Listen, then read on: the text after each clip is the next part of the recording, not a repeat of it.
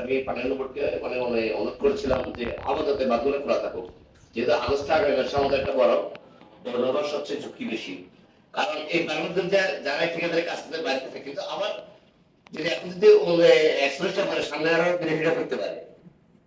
কারণ আগামী যে 25 তারিখ থেকে যে পর্যন্ত মৌলিক কৌমা শ্রেণীর ড্রেসিং ব্যবস্থা না হবে, ডেলিভারি ট্যাক্স না হবে, ততক্ষণ পর্যন্ত আমরা এখানে যত কথা বলি এটা কোনো সমাধান করার কোনো সুযোগ নাই। তো আমরা আজকে প্রধানমন্ত্রী অনুরোধ করবো যে ৭,৪০০ যেটা পাস হলে আমরা এই কাজটা যেন সেনাবাহিনীর মাধ্যমে করা হয়। তাহলে এই যে সেনাবাহিনীর কাজটা করা হয়, তাহলে ফেরি উত্তর অঞ্চলের মানুষের দীর্ঘদিনের আশাকাঙ্ক্ষার প্রতি এটা বাস্তবায়ন হবে। তাহলে যদি ঠিকাদার কাজ করে, এটা আমার মনে হয় না এটা বাস্তবায়ন হবে কিনা, সেখানে তো ভাগ পোকা থাকতে পারে।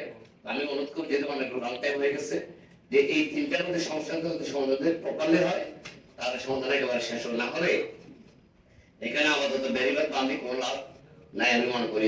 আমি অনুরোধ করবো আপনার মাধ্যমে যেন এই প্রকল্পটা তাড়াতাড়ি পাস হয় এবং আগামী বছর যদি এই কাজটা যেন আমরা এই পুরোদমন দেখতে পাই, শুরু হয়। যদি টেন্ডার পক্ষে শুরু হয়ে যায়, এই কাজ করতে কিন্তু 3 থেকে প্রায় 5 বছর লাগবে।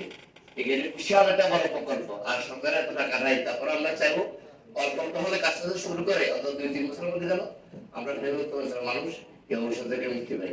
আসসালামু আলাইকুম।